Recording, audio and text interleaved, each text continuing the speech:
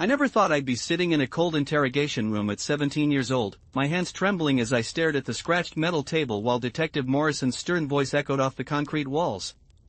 The fluorescent lights above buzzed with that electric hum that makes your teeth ache, casting harsh shadows that made everyone in the room look like suspects.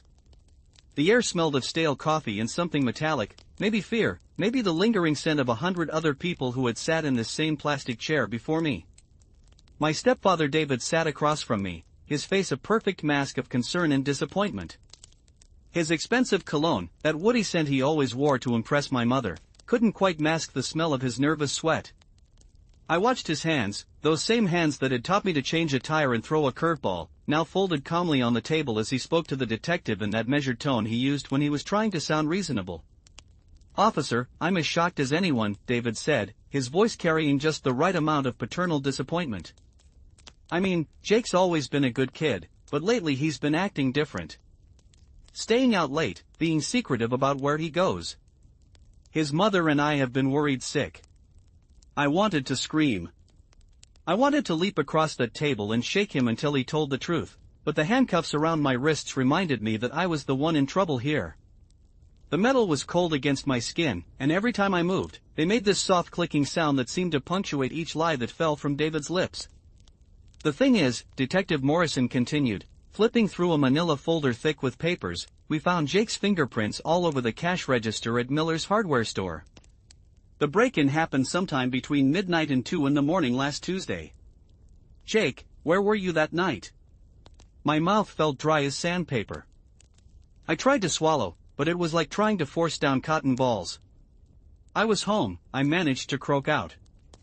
"I was in my room, sleeping." David's eyes met mine across the table, and for just a split second, I saw something flicker there. Not guilt, not remorse, but satisfaction. It was the look of a chess master who had just put his opponent in checkmate. That's when I knew, with absolute certainty, that this had all been planned. Let me back up and tell you how I got here, because nothing about this situation makes sense unless you understand the web of lies and manipulation that David had been weaving around my family for the past 3 years. It started when my real father died in a car accident when I was 14. Mom was devastated, and for months our house felt like a tomb. The smell of her grief hung in the air like incense, heavy and suffocating. She stopped cooking those Sunday morning pancakes that used to fill the kitchen with the sweet scent of vanilla and cinnamon. She stopped humming while she folded laundry. She stopped being my mom and became this hollow shell of a person who moved through our house like a ghost. Then David appeared. He was charming, I'll give him that. Tall and broad-shouldered with salt and pepper hair that he kept perfectly styled, and a smile that could sell ice to an Eskimo. He worked as a contractor, and his hands were always clean despite the manual labor, his nails perfectly trimmed. He smelled like expensive aftershave and success, and when he laughed, it was this rich, warm sound that made you want to be in on the joke. David swept my mother off her feet with flowers every Friday, dinner dates at restaurants where the waiters wore bow ties, and weekend trips to bed and breakfasts in the mountains where the air was crisp and clean. Within 6 months, she was laughing again. Within a year, they were married. At first, I was grateful. Mom was happy, and that meant everything to me. David tried hard to connect with me, taking me to baseball games where we'd eat hot dogs that dripped mustard down our chins while cheering for the home team. He helped me with my math homework at the kitchen table under the warm glow of the overhead light, his voice patient as he explained concepts that my brain struggled to grasp. He even bought me my first car, a beat-up Honda Civic that smelled like old upholstery and teenage dreams. But gradually, things started to change. It began with small things. Money would go missing from my mother's purse, never large amounts, just $20 or $30 here and there. Mom would search frantically through her wallet, that worried crease appearing between her eyebrows as she counted and recounted the bills. "I could have sworn I had $40 in here," she'd mutter, dumping the contents of her purse onto the kitchen counter with that frustrated sigh that meant she was questioning her own memory. David would appear in the doorway, coffee mug in hand, and shake his head sympathetically. "Honey, you've been so stressed with work lately. I bet you just miscounted when you went to the grocery store yesterday." The first few times, Mom accepted this explanation. But I noticed things. I noticed that these mysterious shortfalls always happened right before David's poker nights with his buddies. I noticed that he always seemed to have cash for his weekly massage appointments and his expensive cigars, even when he claimed work was slow. Then there was the night I came home early from a basketball game because I twisted my ankle during warm-ups. The house was dark except for a thin strip of light under David's home office door. I heard voices, but not the kind you'd expect from someone doing paperwork or paying bills. These were hushed, urgent voices, the kind people use when they're discussing something they don't want anyone else to hear. I crept closer to the door, my sock-covered feet silent on the hardwood floor. The old boards didn't creak under my weight because I knew exactly which spots to avoid after years of sneaking to the kitchen for midnight snacks. "Look, I told you I'd have the money by next week," David was saying, his voice tight with stress. "I just need a little more time." "Time's up, Davidson," came another voice, gravelly and impatient. "You're already 2 months behind. Mr. Castellano doesn't like to be kept waiting." My blood ran cold. Everyone in our town knew about Vincent Castellano. He owned half the businesses on Main Street, but everyone whispered that his real money came from less legitimate sources. The kind of sources that broke people's legs when they didn't pay their debts. "I understand," David replied, and I could hear him pacing back and forth, his dress shoes tapping against the wooden floor. "But I'm working on something big. Something that'll pay off everything I owe and then some." "It better be good," the gravelly voice replied. "Because if you don't have $15,000 by the end of the month, we're going to have to start collecting interest in other ways. And trust me, you don't want that." $15,000. I pressed my back against the wall, my heart pounding so hard I was sure they could hear it through the door. Where was David going to get that kind of money? And what did he mean by something big? I found out 3 weeks later. It was a Tuesday night, and I was supposed to be at Tommy Martinez's house working on a group project for American history. But Tommy had come down with the flu, so we'd postponed until Thursday. I decided not to tell David and Mom about the change in plans because I wanted to surprise Mom by deep cleaning the kitchen. She'd been working double shifts at the hospital, and I knew she'd appreciate coming home to sparkling counters and a spotless floor. I was elbow deep in scrubbing the inside of the oven when I heard David's car pull into the driveway. That was strange. He usually didn't get home until after 9 on Tuesdays because he had a standing appointment with his chiropractor across town. I glanced at the kitchen clock. It was only 7:30. I heard his key in the lock, followed by the familiar creak of the front door. But instead of calling out a greeting like he usually did, the house remained silent. Then I heard his footsteps moving quickly up the stairs to his office. Something about his behavior felt off. David was a creature of habit. He always announced himself when he came home, always stopped in the kitchen to grab a beer from the refrigerator, always asked about my day even when I was clearly busy. This secretive entrance was completely out of character. Curiosity got the better of me. I wiped my hands on a dish towel and crept toward the stairs, careful to avoid the third step that always groaned under pressure. The upstairs hallway was dark, but I could see light spilling from under David's office door. I could hear him moving around inside, and there was something frantic about the sounds. Drawers being yanked open, papers rustling, the soft thump of objects being moved around. Then I heard him on the phone. "Yeah, it's me," he said, his voice low and urgent. "I need you to listen carefully. Tomorrow night, I'm going to need an alibi. Tell anyone who asks that I was with you from 11 p.m. until 3 in the morning. We were playing poker at your place." There was a pause, presumably while the person on the other end responded. "I don't care if you don't like it, Rick," David continued, his voice getting sharper. "You owe me for that thing in Nashville, remember? This makes us even." Another pause. "Good. And Rick? If anyone asks, Jake wasn't home tomorrow night either. He was out with friends. You don't know where, you don't know what time he got home. Got it?" My stomach dropped like I'd just gone over the edge of a cliff. Why would David need an alibi? And why was he involving me in whatever he was planning? I started to back away from the door, but my foot caught the edge of the hall runner, and I stumbled, knocking my shoulder against the wall with a soft thud. The conversation inside the office stopped abruptly. "I'll call you back," David said quickly, and I heard his footsteps moving toward the door. I practically flew down the stairs, my heart hammering against my ribs. I made it back to the kitchen just as David appeared at the top of the staircase. "Jake," he called down. "Is that you?" "Yeah," I managed to call back, hoping my voice sounded normal. "I'm just cleaning the kitchen. I thought you were supposed to be at Tommy's tonight." "He got sick, so we postponed," I said, which was the truth, but I felt guilty saying it like I was lying. David appeared in the kitchen doorway, and I could see the tension around his eyes, the way his jaw was clenched tight. "How long have you been home?" "About 2 hours," I said, turning back to the oven so he couldn't see my face. "Why?" "Just wondering," he said, but his voice didn't sound casual. It sounded like he was trying to calculate something in his head. "Did you hear anything upstairs?" "I thought I heard a noise." "Nope," I lied, scrubbing at a stubborn stain that was probably already clean. "Just me down here battling with this oven." David stood there for a moment longer, and I could feel his eyes on my back like a physical weight. Finally, he left without another word. The next morning, I woke up to the sound of sirens in the distance. At first, I thought it was just the usual small-town emergency, maybe a kitchen fire or a fender bender on Main Street. But as I got dressed for school, the sirens kept coming. By the time I made it downstairs for breakfast, there were so many emergency vehicles that their wailing had become a constant background noise. Mom was standing at the kitchen window, coffee mug in hand, peering through the curtains toward downtown.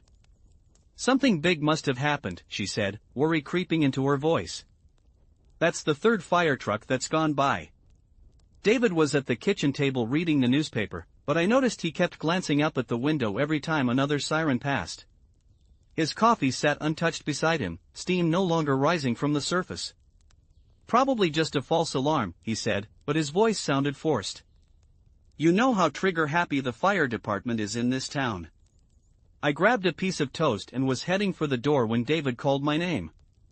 "Jake, hold up a second."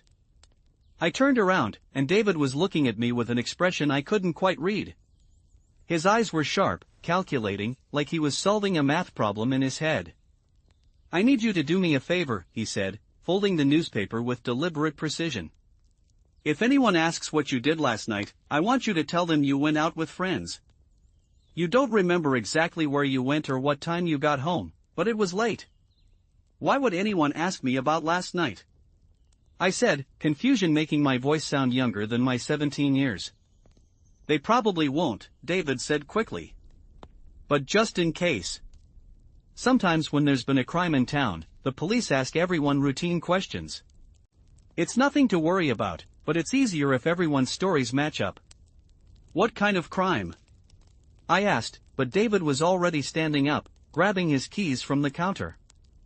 "I'm sure it's nothing serious," he said, kissing Mom on the cheek. "I'll see you both tonight." And with that, he was gone, leaving me standing in the kitchen with a half-eaten piece of toast and a growing sense of unease. At school, the rumors were flying. Someone had broken into Miller's hardware store and made off with over $3,000 from the safe. But that wasn't the weird part. The weird part was that whoever did it had clearly known the combination. There were no signs of forced entry, no damage to the safe itself. It was like someone had walked in, opened it up, and walked out with the money. Old Mr. Miller was devastated. He'd owned that store for 40 years, and everyone in town trusted him.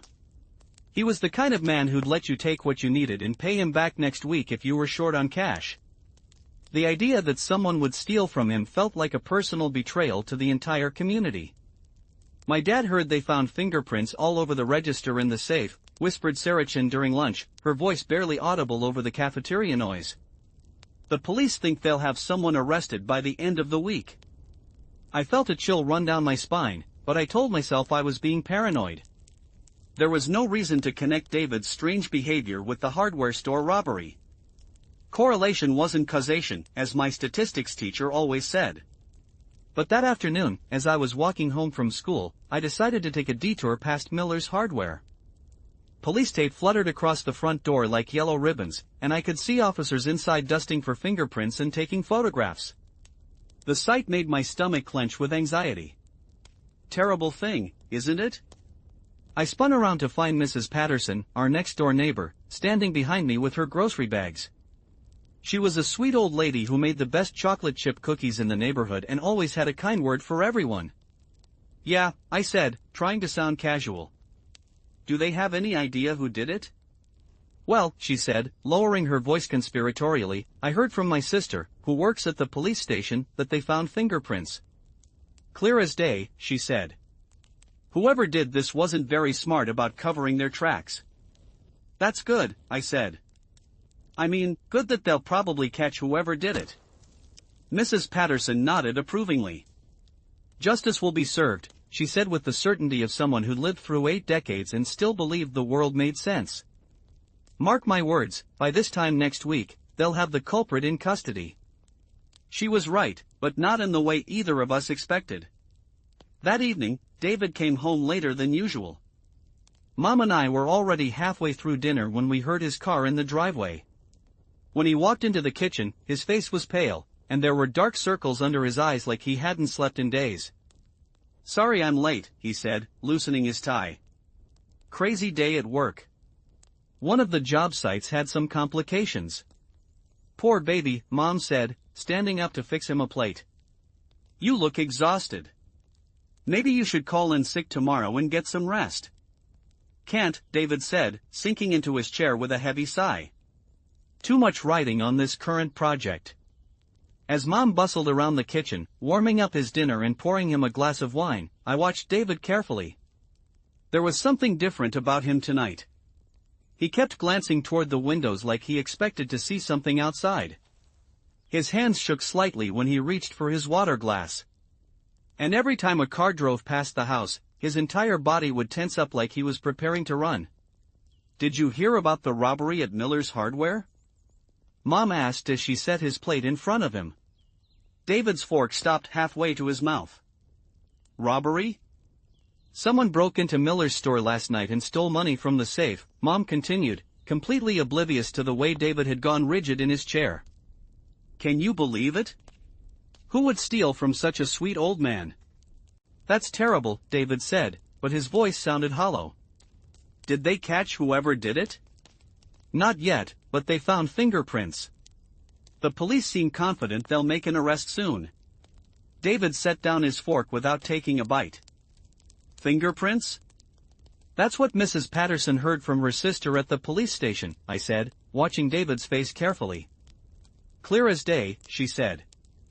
Something flickered across David's expression, too quick for me to identify, but it made the hair on the back of my neck stand up. "Well," he said, picking up his fork again, "I'm sure they'll figure it out."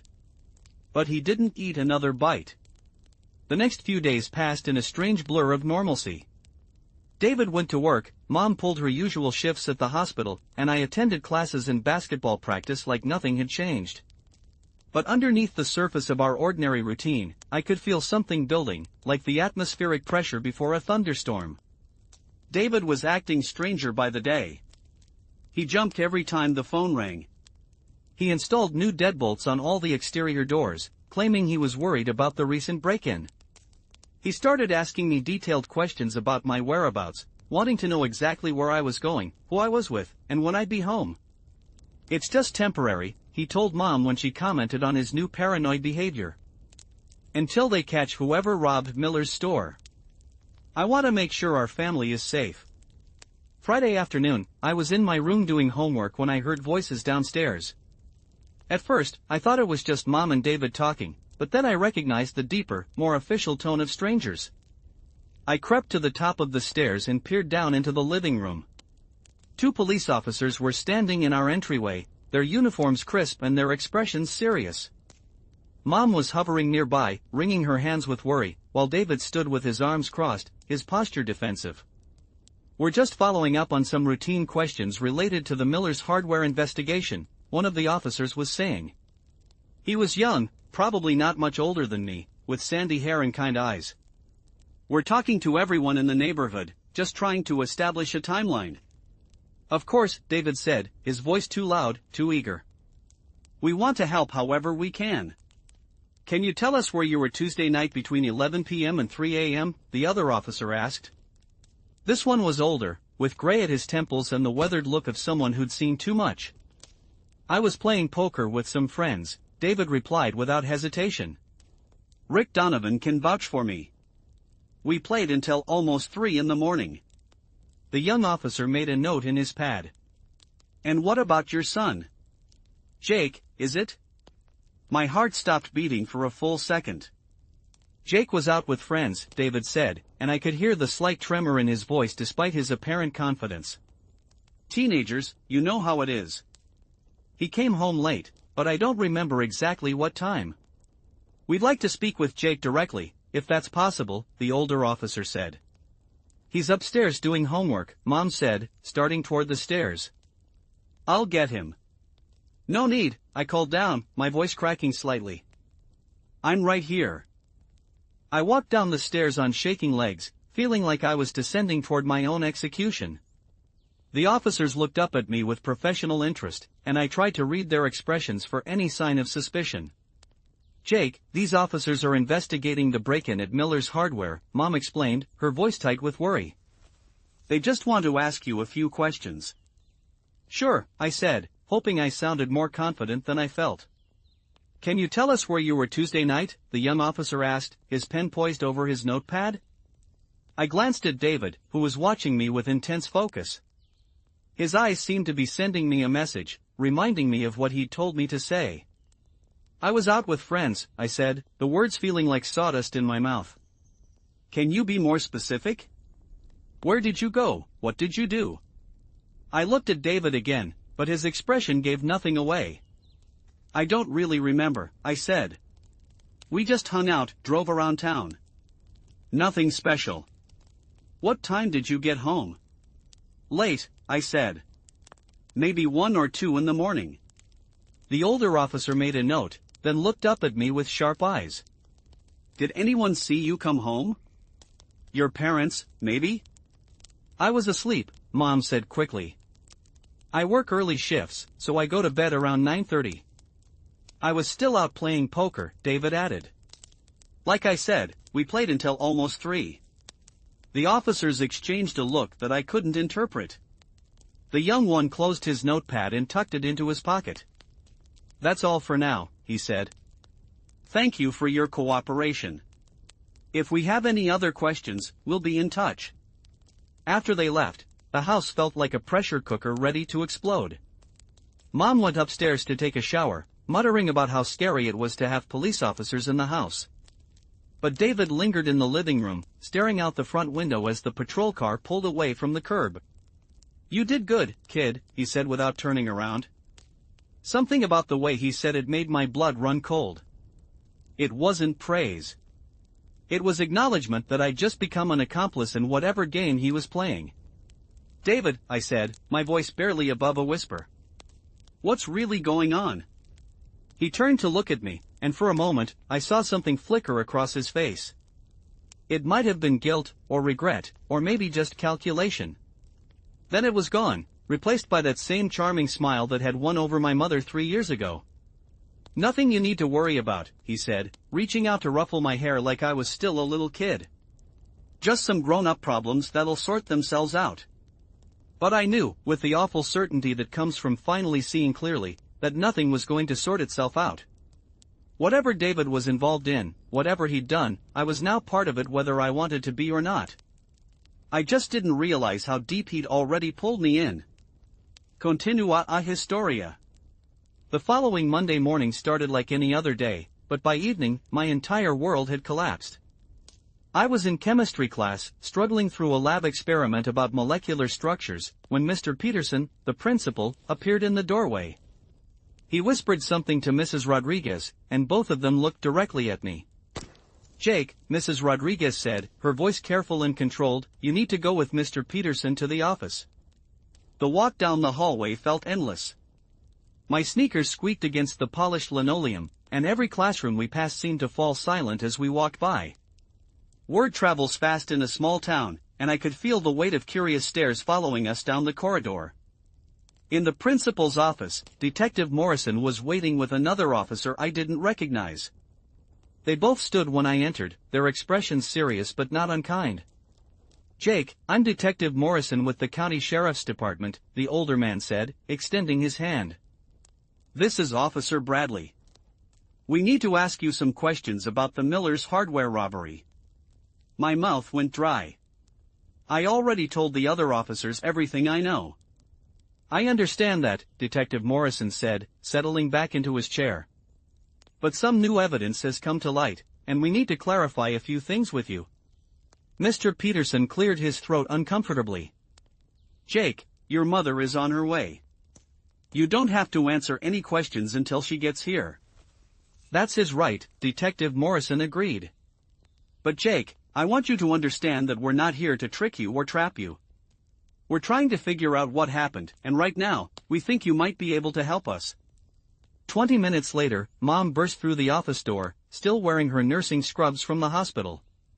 Her face was pale, and her hands were shaking as she pulled me into a fierce hug that smelled like disinfectant and fear. "What's this about?" she demanded, turning to face the officers. "Why are you questioning my son?" Detective Morrison opened a manila folder and pulled out a photograph. It was a fingerprint card, the kind you see on police shows, with black ink marks that looked like abstract art. "We found these prints on the cash register and the safe at Miller's Hardware," he said, sliding the photo across the desk. "They belong to your son." The room seemed to tilt sideways. Mom gasped and grabbed my arm so tightly it hurt. "That's impossible," she said, her voice rising to a pitch I'd never heard before. "Jake would never steal anything. There has to be some mistake." "Ma'am, I understand this is shocking," Detective Morrison said gently. "But fingerprints don't lie. These are a perfect match for Jake's prints, which are on file from when he got his learner's permit last year." I stared at the photograph, my brain struggling to process what I was seeing. Those were my fingerprints. I could see the distinctive whorl pattern on my right thumb, the unique ridge formations that made them unmistakably mine. But I had never been inside Miller's Hardware after hours. I had never touched that cash register or that safe. "Jake," Officer Bradley said, leaning forward in his chair, "is there anything you want to tell us? Maybe you were with someone else? Maybe someone convinced you to do something you wouldn't normally do?" "I didn't do it," I said, my voice cracking like I was 13 years old again. "Mom, I swear to God, I didn't rob Miller's store." Mom's eyes were filling with tears, but she wrapped her arm around my shoulders and pulled me closer. "I believe you," she whispered. "We're going to figure this out." But even as she said the words, I could hear the doubt creeping into her voice. The evidence seemed overwhelming. My fingerprints were all over the crime scene, and I had no alibi except a vague story about being out with friends that I couldn't even remember clearly. That's when it hit me like a physical blow to the stomach. David had set me up. I remembered the night he'd come home early, acting strange and secretive. I remembered the phone call about needing an alibi, and his specific instructions to tell anyone who asked that I'd been out with friends. I remembered how he'd avoided eating dinner the night we'd talked about the fingerprint evidence. But most of all, I remembered something I'd forgotten until that moment. 2 weeks before the robbery, David had asked me to help him pick up some supplies at Miller's Hardware. We'd gone there together on a Saturday afternoon, and while David talked to Mr. Miller about some roofing materials, I'd wandered around the store, touching things, picking up tools, even leaning against the cash register while I waited for them to finish their conversation. David had been setting up his alibi for weeks. He'd made sure my fingerprints were all over that store, and then he'd committed the robbery while I was supposedly out with friends I couldn't remember seeing.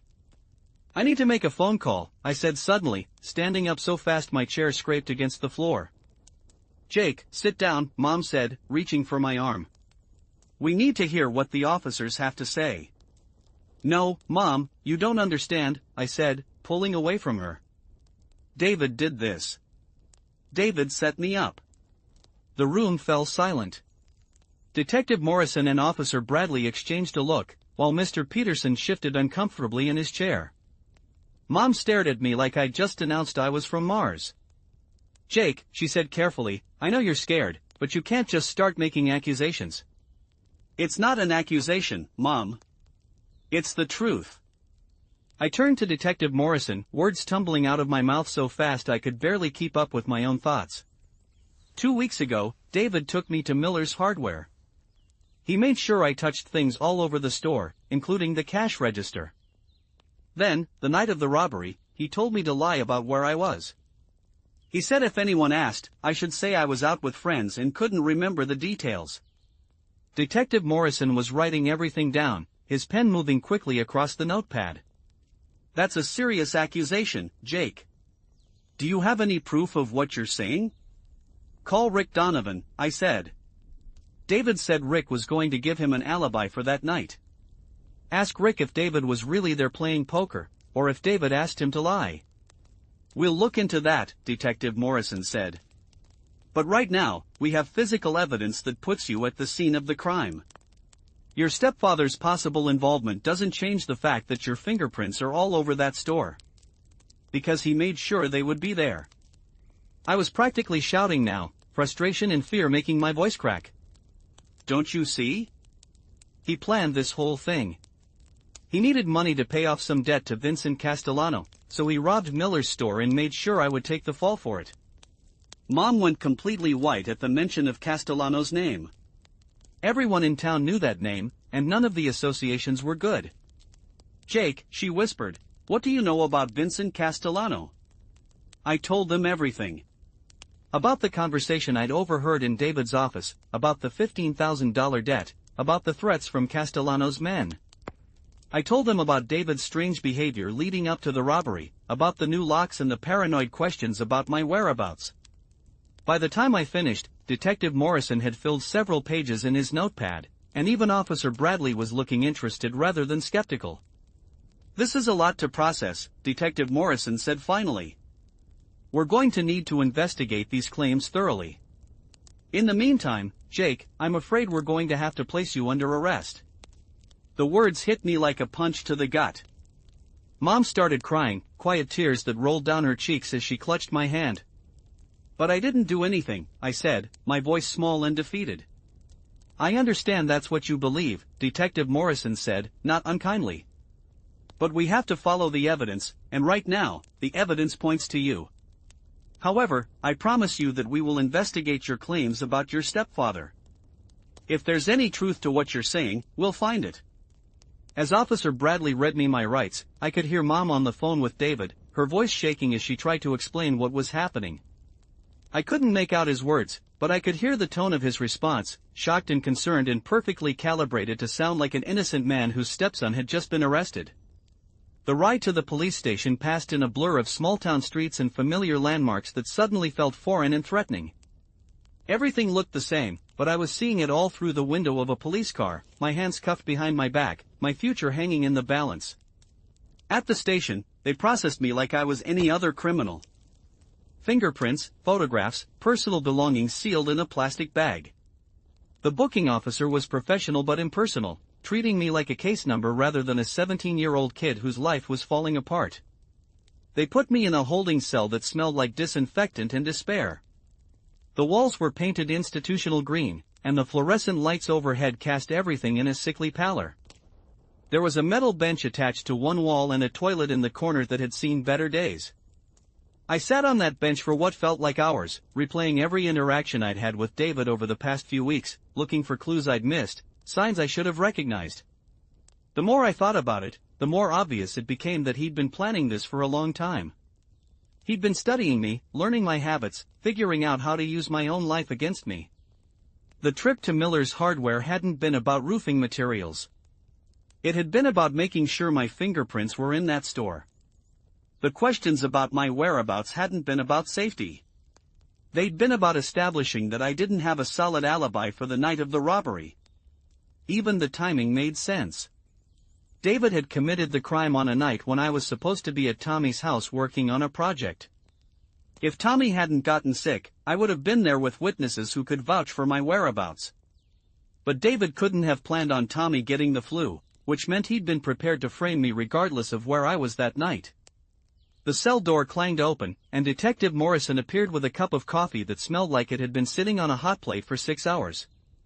Jake, he said, settling into a plastic chair that looked uncomfortable even from my perspective. I've been making some phone calls. My heart started beating faster. Did you talk to Rick Donovan? I did, Detective Morrison said, taking a sip of his coffee and making a face like it tasted as bad as it smelled. Rick's story is interesting. He says David called him the night before the robbery and asked him to provide an alibi. Rick agreed because David had done him some favors in the past.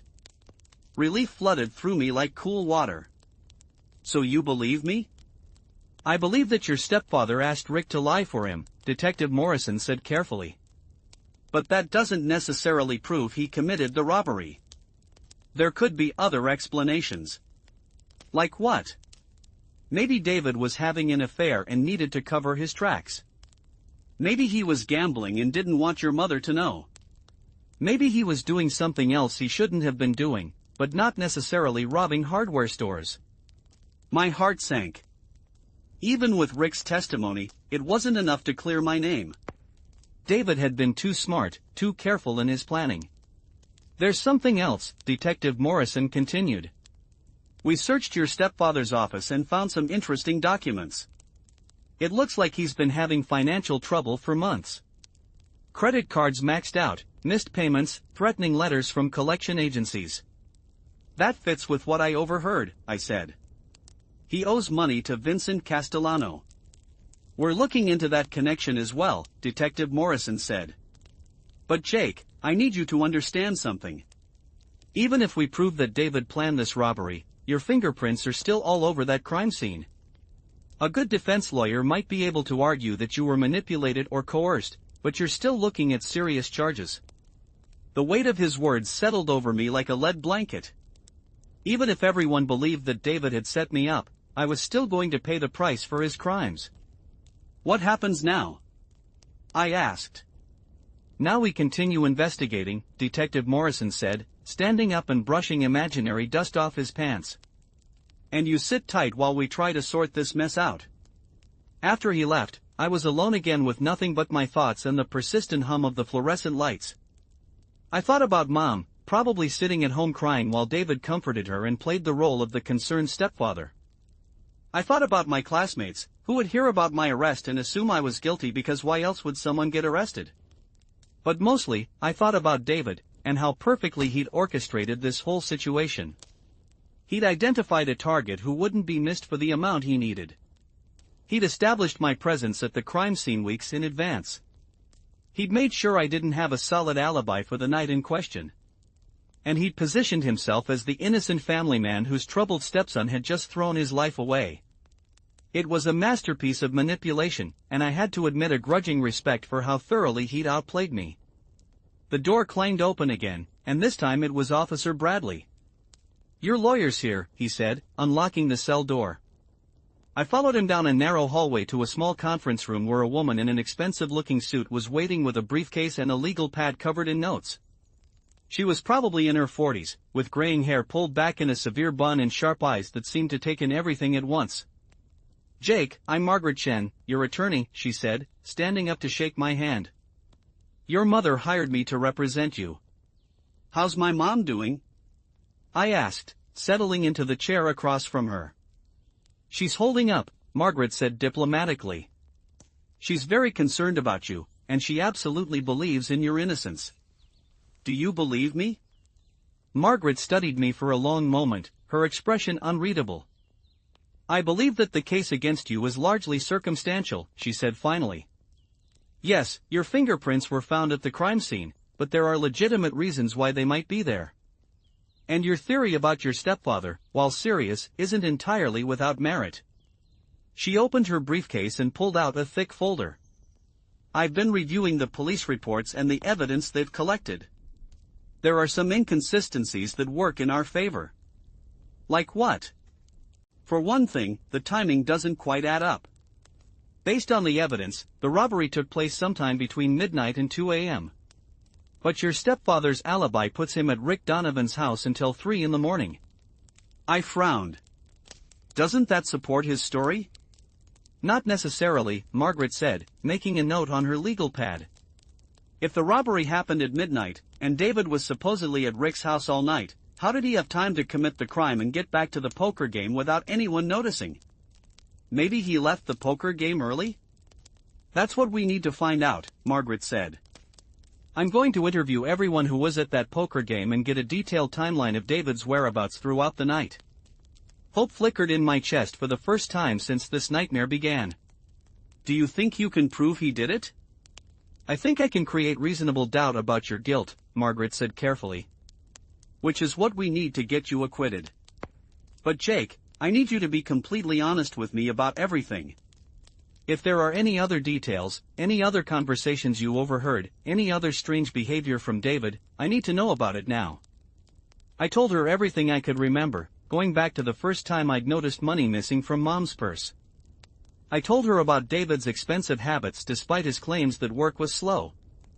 I told her about the conversation I'd overheard about Vincent Castellano, and about David's increasingly paranoid behavior in the days leading up to my arrest.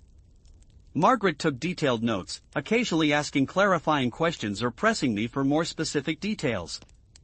By the time we finished, she had filled nearly 10 pages with her precise handwriting. This is good, she said, closing her notebook and slipping it back into her briefcase. We have enough to build a credible defense.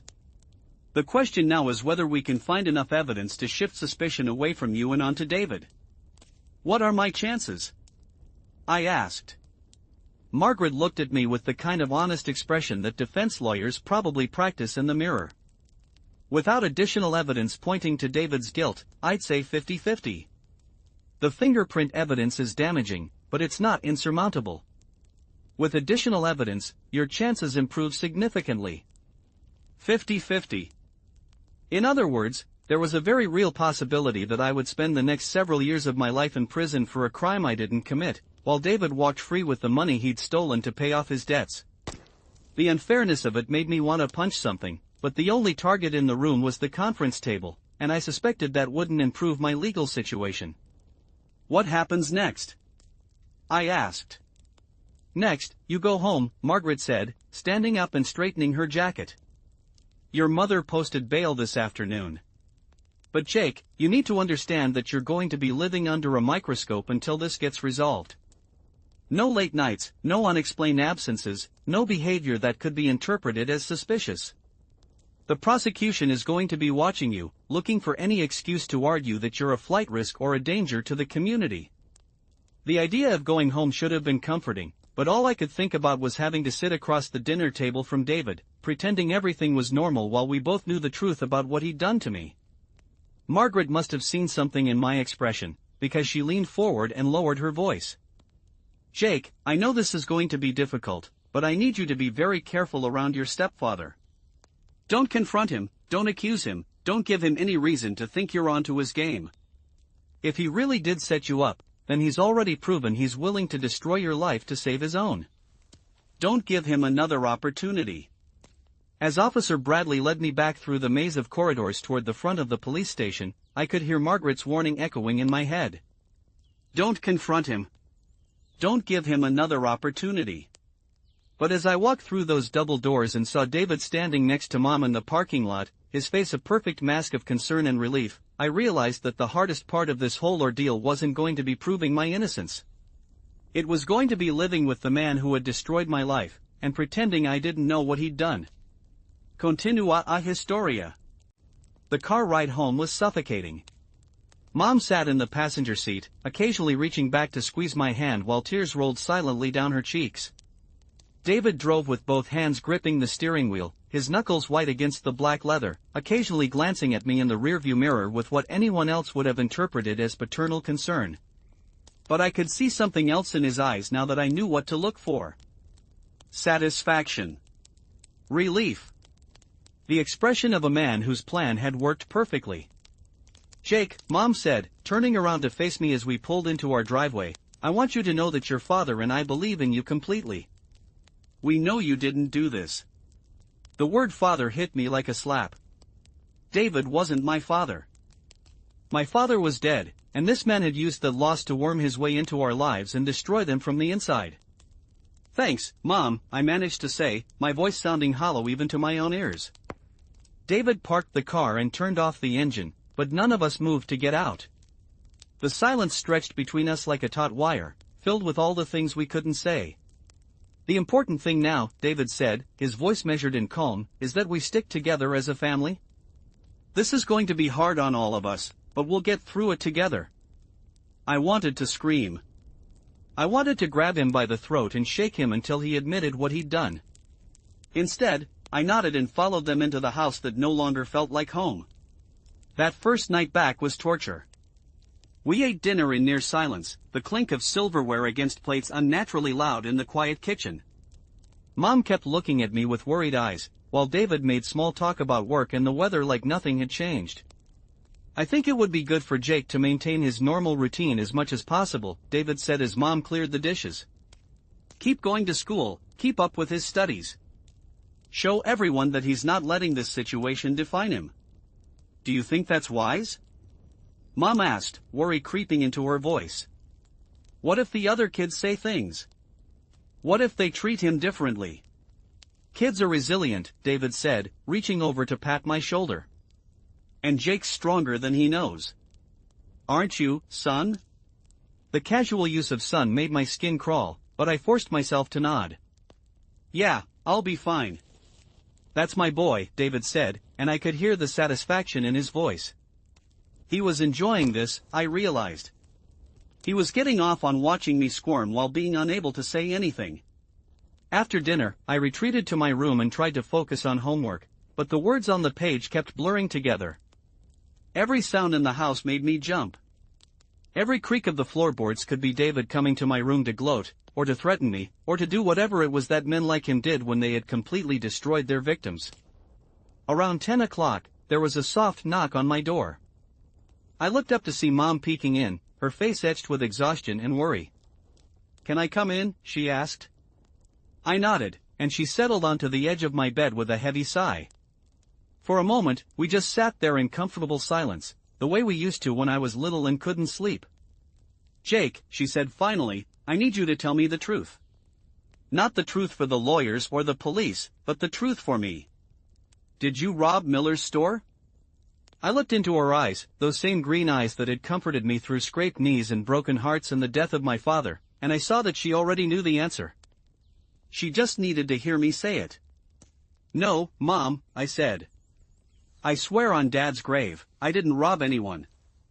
She let out a shaky breath and pulled me into a hug that smelled like her lavender perfume and the antiseptic soap from the hospital.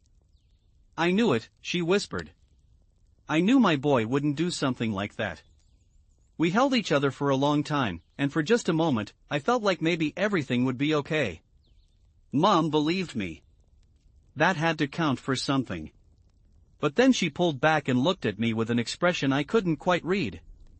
Jake, this thing you said about David, about him setting you up. My heart started beating faster. Mom, I know how it sounds, but... I believe you, she said quietly. The words hung in the air between us like smoke. I stared at her, hardly daring to believe what I just heard. You do? Mom nodded slowly, her eyes filling with tears again.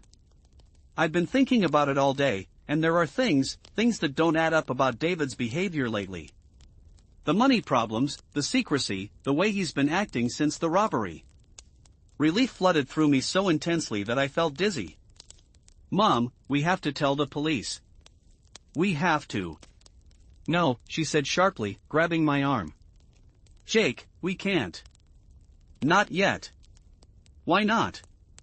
Mom looked toward the bedroom door, as if she was afraid David might be listening. Because if David really did this, if he really set you up, then he's dangerous. More dangerous than we realized. We need to be very careful about how we handle this. But Mom, I could go to prison. If we don't prove he did it. We will prove it, Mom said with a determination I'd never heard in her voice before. But we're going to do it smart.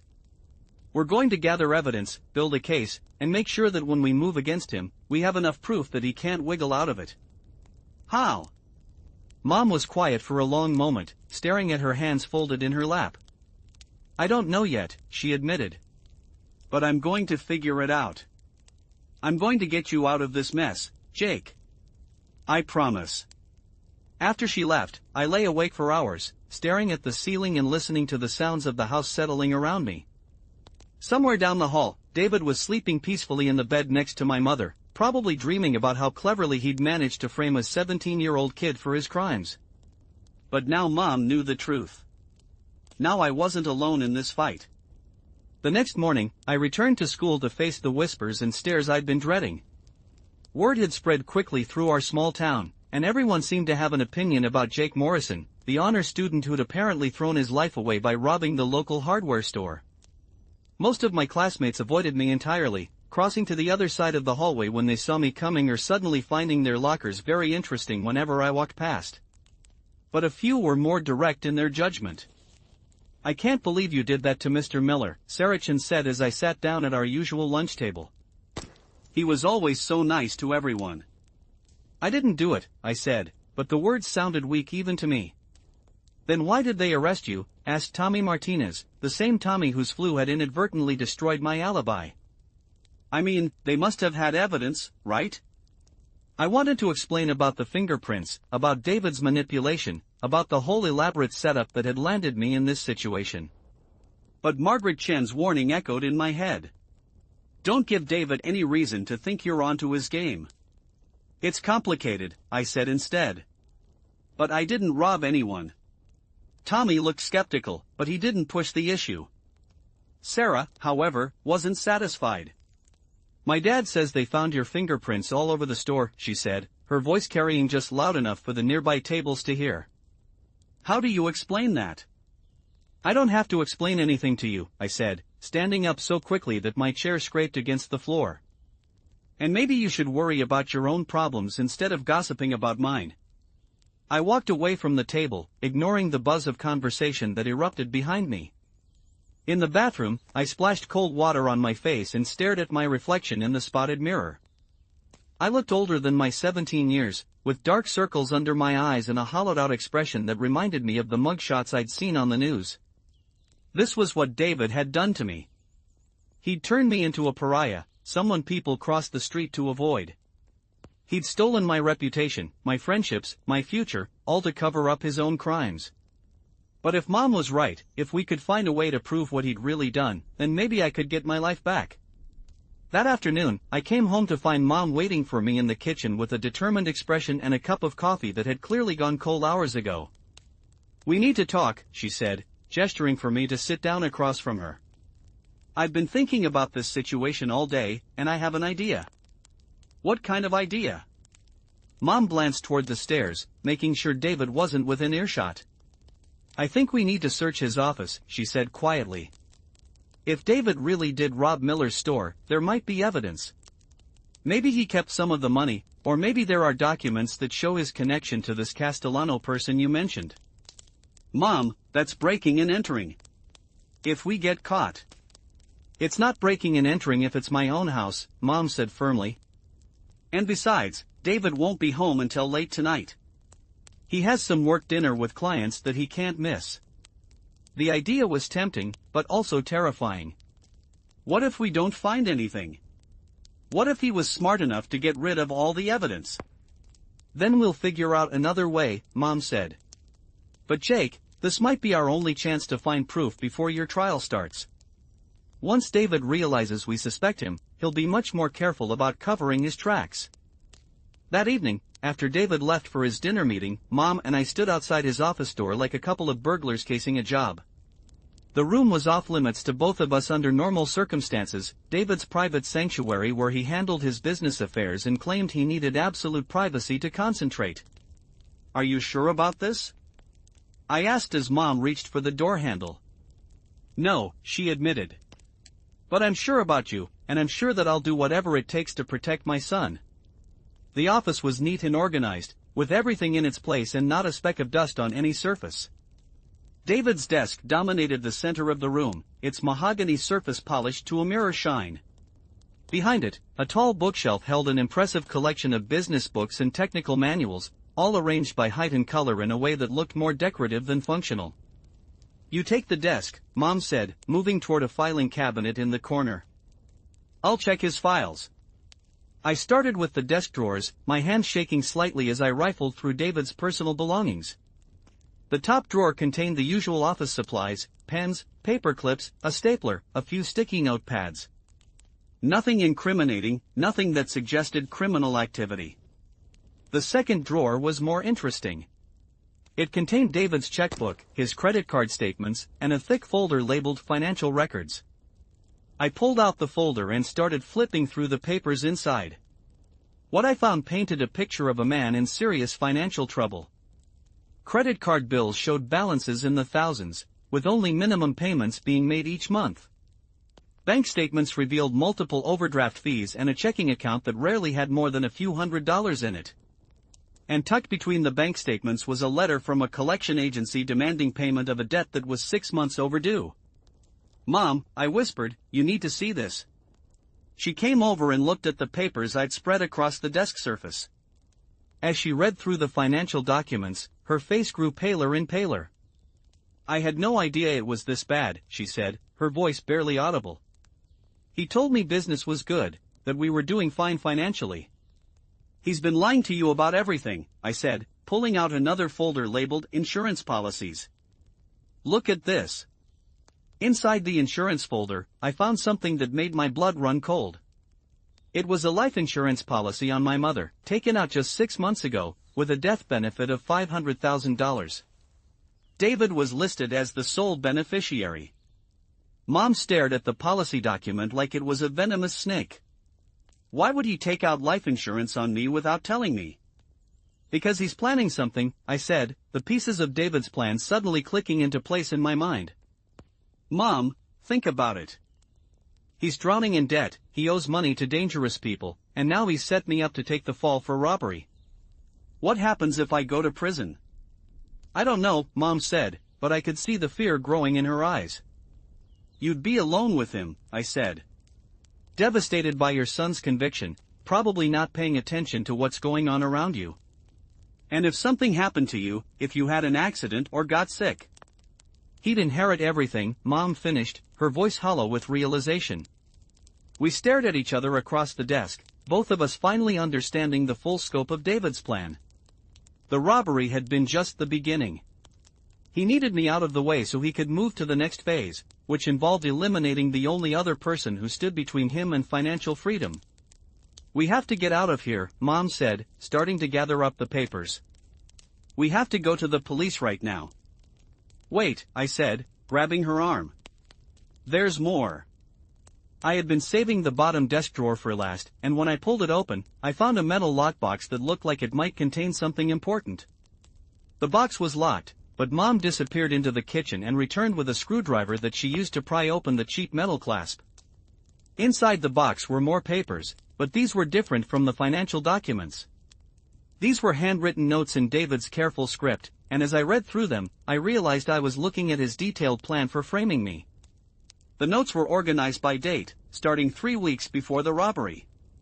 They documented every step of his scheme, taking me to Miller's Hardware to ensure my fingerprints would be found at the crime scene, establishing the timeline for the robbery, arranging his alibi with Rick Donovan, even noting my school schedule to make sure he knew when I would be home alone.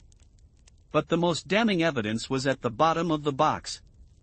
Wrapped in a plastic bag were $3,000 in cash, still bound with the paper bands that banks use for organizing bills. And attached to the bag was a receipt from Miller's Hardware dated the day of the robbery, showing a cash payment for roofing supplies that had never been delivered. "This is it," Mom said, her voice shaking with excitement and fear. "This proves he did it. This proves everything." I started to respond, but then we both heard the sound of a car door slamming in the driveway. We looked at each other in panic. "He's home early," Mom whispered. We could hear David's key in the front door, followed by his footsteps in the entryway. In a few seconds, he would call out his usual greeting, and when we didn't answer from the living room or kitchen, he would start looking for us. Mom quickly stuffed the papers and money back into the lockbox while I rushed to close the desk drawers. We had just enough time to get everything back in place before we heard David's voice calling from downstairs. "Honey? Jake? I'm home. Coming." Mom called back, her voice surprisingly steady. She grabbed my arm and whispered urgently in my ear. Act normal. Don't let him see that anything's changed. We walked downstairs together, Mom slightly ahead of me, both of us trying to look casual and relaxed. David was in the kitchen, loosening his tie and looking tired from his business dinner. "You're home early," Mom said, giving him a kiss on the cheek that must have taken enormous willpower. "The dinner ended earlier than expected," David said, wrapping his arms around her waist. "I thought I'd come home and spend some time with my family." He looked over Mom's shoulder at me, and for just a moment, I thought I saw suspicion flicker in his eyes. But then it was gone, replaced by that same fake concern he'd been showing since my arrest. "How was your first day back at school, Jake?" he asked. "Fine," I said, hoping my voice sounded normal. "Just glad to get back to my regular routine." "That's good to hear," David said, but he was still watching me carefully. "It's important to maintain normalcy during difficult times." We made small talk for a few more minutes, but I could feel the tension crackling in the air like electricity before a thunderstorm. David kept glancing between Mom and me, as if he was trying to read something in our expressions or body language. Finally, I excused myself to go do homework, leaving Mom and David alone in the kitchen. As I climbed the stairs, I could hear them talking in low voices, but I couldn't make out the words. In my room, I tried to focus on my algebra homework, but my mind kept racing. We had the evidence we needed to prove David's guilt, but we also had a new problem. If David suspected that we knew the truth, he might accelerate his timeline. He might decide that it was too dangerous to wait for my trial to conclude before moving against Mom. Around midnight, I heard David's footsteps in the hallway, followed by the soft click of his office door closing. I waited 10 minutes, then crept to my bedroom door and listened. I could hear him moving around in there, opening and closing drawers, and I realized he was checking to make sure nothing had been disturbed. The footsteps stopped. Then I heard the unmistakable sound of the lockbox being opened. My heart nearly stopped beating. We had been so focused on getting everything back in place that we hadn't thought about whether the papers and money were in exactly the same positions as before. If David was as meticulous as he seemed to be, he would notice even small changes in how his evidence was arranged. The office door opened, and I heard David's footsteps moving back toward the master bedroom. A few minutes later, I heard him talking quietly on the phone, but his voice was too muffled for me to make out the words. I lay awake for the rest of the night, staring at the ceiling and trying to figure out what David was planning. He knew we had discovered his secret. He knew we had evidence that could clear my name and send him to prison. The question was, what was he going to do about it? I got my answer the next morning when Detective Morrison showed up at our front door with a search warrant and 2 other officers. "We have reason to believe there may be additional evidence related to the Miller's hardware robbery in this house," Detective Morrison announced, handing the warrant to David. David read through the document with a concerned frown, shaking his head sadly. "Of course, officer. We want to cooperate in any way we can. Though I have to say, I'm surprised you think Jake might have hidden evidence here. He's always been such an honest kid." As the officers spread out through the house, systematically searching every room, David caught my eye and smiled. It was the coldest, most malicious expression I had ever seen on a human face. He had called in the search warrant himself, I realized. Somehow, he had convinced the police that there was evidence hidden in our house, evidence that would further incriminate me and eliminate any possibility that I could prove my innocence. And sure enough, 20 minutes later, one of the officers called out from my bedroom. "Detective Morrison. You need to see this." I followed the detective upstairs to my room, where Officer Bradley was standing next to my desk with a plastic bag containing more cash and what looked like receipts from Miller's hardware. "Found this taped to the underside of the desk drawer," Officer Bradley said. "Looks like about $1,500, along with some papers that might be relevant to the case." I stared at the evidence in shock. "That's not mine," I said. "I've never seen that money before in my life." "Jake," Detective Morrison said, his voice heavy with disappointment, "this isn't helping your case." "He planted it," I said, pointing at David. "He put that there to make me look guilty." David's face was a perfect mask of hurt and confusion. "Jake, why would I do something like that? You're like a son to me. Because you're the one who robbed Miller's store." I shouted, no longer caring about Margaret Chen's warnings or the consequences of confronting David directly. You set me up because you needed money to pay off Vincent Castellano, and now you're planting evidence to make sure I go to prison. Detective Morrison looked back and forth between David and me, clearly trying to process what he was hearing. Jake, these are serious accusations. Do you have any proof of what you're saying? I opened my mouth to tell him about the financial documents and the lockbox in David's office, but then I realized the trap David had set for me. If I admitted that Mom and I had searched his office, we would be confessing to invasion of privacy at minimum, possibly burglary. And even if we had found incriminating evidence, it might not be admissible in court because of how we had obtained it. David had outmaneuvered us again. I don't have proof, I said, my voice deflating like a punctured balloon. But I'm telling you the truth. I'm sure you believe that, Detective Morrison said gently. But Jake, we now have additional evidence that suggests you were involved in this robbery. I'm going to need you to come with us for additional questioning. As they handcuffed me for the second time in a week, I looked back at David and saw him put his arm around Mom's shoulders in a gesture of comfort and support. To anyone watching, he looked like a devoted stepfather whose troubled son had just been arrested again. But I could see the satisfaction in his eyes, the look of a man whose plan had worked perfectly. He had won.